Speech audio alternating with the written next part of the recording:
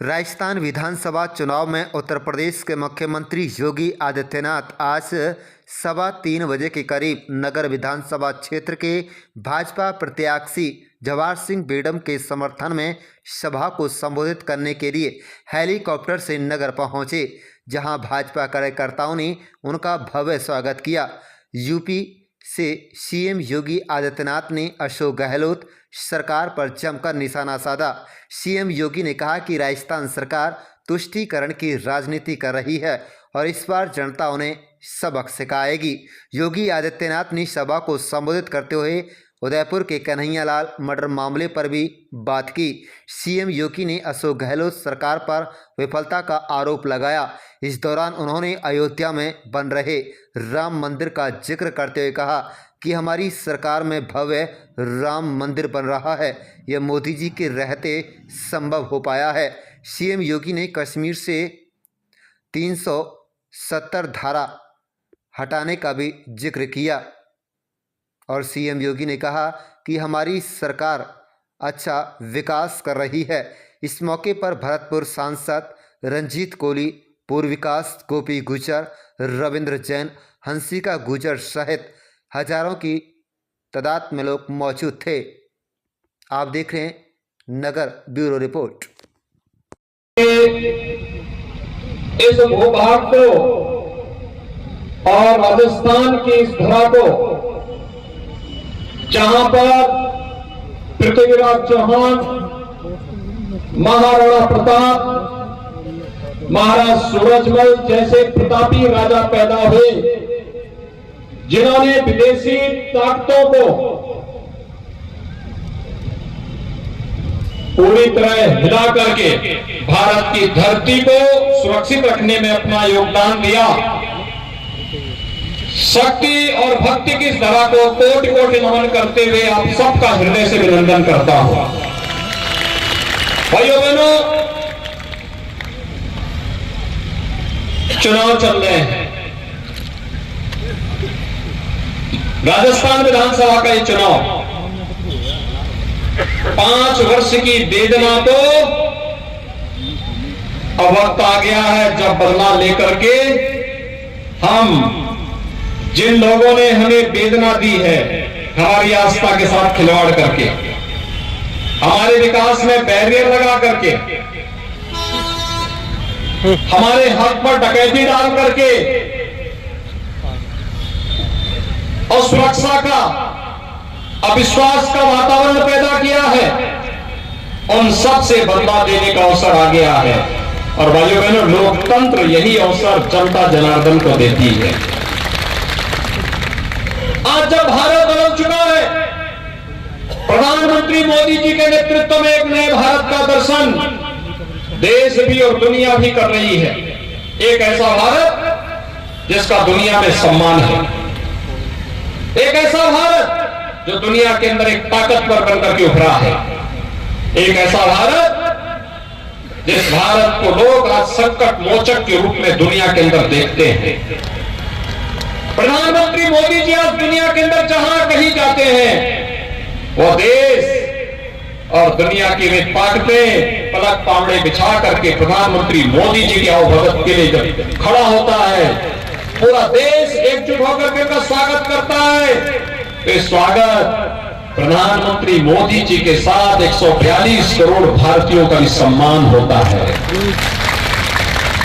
भाइयों बहनों, मोदी जी जब देश के सुरक्षा के मुद्दे पर बोलते हैं और भारत सुरक्षित महसूस करता है, 142 करोड़ लोग अपने आप को सुरक्षित महसूस करते हैं, लेकिन भारत के दुश्मनों को ये अच्छा नहीं लगता। याद करिए, कांग्रेस के समय में रोज घटनाएं घटित होती थी, रोज घटनाएं घटित होती थी, कभी आतंकी घटना, कभी घुसपैठ की घटना, कभी कुछ और की घटना। लेकिन आज आतंकवादी भी और उनके आगे जानते हैं, घुसपैठ करेंगे, आतंकी घटना में वारदात करेंगे तो न केवल आतंकवादी बल्कि उनके आकाओं की मार में घुस करके भारत के बहादुर जवान वहीं मार गिराएंगे, उनका काम तमाम करने का काम भी करेंगे। इसलिए भारत सुरक्षित हुआ है। भाइयों बहनों, कांग्रेस ने समस्या दी, कांग्रेस ने समस्या दी। और ये समस्या जो देश के अंदर आतंकवाद के रूप में, नक्सलवाद के रूप में, अलगाववाद के रूप में हम सबके सामने है, वह समस्या कांग्रेस की देन है। लेकिन भारतीय जनता पार्टी ने मोदी जी के नेतृत्व में इस समस्या का समाधान दिया है। कांग्रेस ने आतंकवाद की समस्या दी, मोदी जी ने धारा 370 समाप्त करके आतंकवाद और उग्रवाद पर हमेशा के लिए ताला लगा दिया है। समाप्त, समस्या का समाधान। कांग्रेस ने नक्सलवाद की समस्या दी, मोदी जी ने उसका समाधान दिया।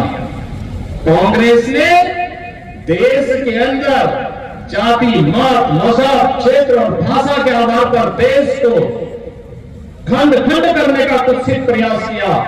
मोदी जी ने कहा नहीं, यह देश उत्तर से दक्षिण, पूरब से पश्चिम एक रहेगा, एक भारत श्रेष्ठ भारत की बात मोदी जी ने की। कांग्रेस ने देश के संसाधनों पर जबरन एक वर्ग विशेष का अधिकार करने की बात की। उन्होंने कहा देश के संसाधनों पर पहला अधिकार मुसलमानों का है, लेकिन मोदी जी ने कहा नहीं, देश के संसाधनों पर पहला अधिकार गरीब का है, किसान का है, दलित का है, वंचित का है, समाज के आधी आबादी महिलाओं का है, समाज के हर तबके का है। और मोदी जी ने नारा दिया सबका साथ, सबका विकास। भैया बहनों, सबका साथ और सबका विकास का नारा ही राम राज्य की आधारशिला है। यही राम राज्य है और इसी राम राज्य की अवधारणा को साकार करने के लिए भारतीय जनता पार्टी की सरकारें कार्य कर रही हैं। और इसी राम राज्य के अवधारणा को लागू करते हुए जो काम कांग्रेस 50-60 वर्षों में नहीं कर पाई, मोदी जी ने वह कार्य मात्र 9 वर्ष में करके दिखा दिया। याद करिए, 12 करोड़ गरीबों के घर में शौचालय बन गए, 4 करोड़ गरीबों के आवास बन गए, 4 करोड़ गरीबों के घर तक बिजली पहुंच गई, लगभग 10 करोड़ गरीबों को उज्ज्वला योजना का कनेक्शन मिल गया, 12 करोड़ किसानों को प्रधानमंत्री किसान सम्मान निधि में 6,000 रुपए हर वर्ष पहुंच रहे हैं। और भाइयों बहनों, संकट में जो साथी होता है वही सच्चा साथी होता है। याद करिए, आज का समाचार में पढ़ रहा था, अमेरिका में, चीन में कोरोना के मामले फिर से बढ़ रहे हैं, तेजी के साथ बढ़ रहे हैं। भारत के अंदर कोरोना समाप्त, क्योंकि मोदी जी ने 2 ऐसी प्रभावी वैक्सीन दी कि ये वैक्सीन 142 करोड़ लोगों को सुरक्षित करती है। कांग्रेस होती वैक्सीन कभी नहीं आती। हमारा वैज्ञानिक अगर वैक्सीन लेके भी आ जाता, कांग्रेस के नेता इसी ब्लैक कर देते। वसुंधरा राजे जी के नेतृत्व की सरकार राजस्थान में होती तो भाइयों बहनों, कन्हैया लाल तेली की हत्या नहीं होती। अगर राजस्थान के अंदर 2 इंजन की भाजपा की सरकार होती तो बेटियों के साथ इतना बड़ा अत्याचार कोई करने का तो साहस नहीं कर सकता था।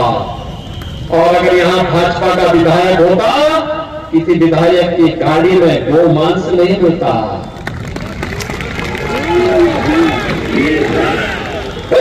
कांग्रेस ने 5 साल में यहां पर भ्रष्टाचार में राजस्थान को नंबर 1 पर ला दिया, महिला संबंधी अपराध में नंबर 1 पर, साइबर अपराध में नंबर 1 पर,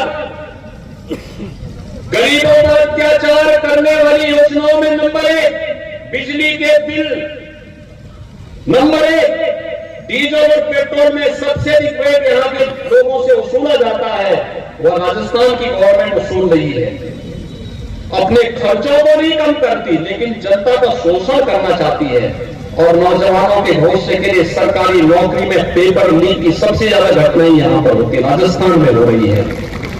तो ये बहनों, विकास में नहीं, सुशासन में नहीं, गरीब कल्याणकारी योजनाओं में नहीं, उद्योग लगाने में नहीं, रोजगार देने में नहीं, लेकिन भ्रष्टाचार में नंबर 1, महिला संबंधी अपराध में नंबर 1, आस्था के साथ खिलवाड़ करने में नंबर 1। और भाइयों बहनों, इसीलिए आज आपके पास आया हूं आपसे कहने के लिए, यहां पे 5 वर्षों में भू माफिया, खनन माफिया, गौ तस्करी के माफिया, पशु माफिया, वन माफिया, ये सब पनपे, संगठित अपराध में करने वाले माफिया पनपे। और इन्हीं माफियाओं के लिए हम लोग उत्तर प्रदेश में नया खोज किए हैं बुलडोजर का, इन्हीं माफियाओं के लिए है, इन्हीं माफियाओं के खिलाफ है जो गरीबों का, व्यापारियों का, कमजोर लोगों का और शरीफ लोगों का हक जबरन छीनने का प्रयास करते हैं। ये उत्तर प्रदेश का अनुसंधान उन्हीं के खिलाफ है, उन्हीं पर कायदे से। उत्तर प्रदेश के अंदर बुलडोजर चलता है तो कैसे लगता है? अच्छा लगता है ना। और इसीलिए आपको कहने के लिए आए, डबल इंजन की सरकार लाइए, ये माफियागिरी सब समाप्त हो जाएगी। माफियागिरी का समाधान ही डबल इंजन की सरकार है। और भाइयों बहनों, आज तो आपको कोई संदेह नहीं ना कि अयोध्या में राम मंदिर का निर्माण होने में कोई संदेह, और ये भी संदेह नहीं है ना कि 22 जनवरी 2024 को प्रधानमंत्री मोदी जी के कर कमलों से अयोध्या में राम का विराजमान होंगे। कोई संदेह? कोई संदेह? अयोध्या में कितने लोग जाने के इच्छुक हैं?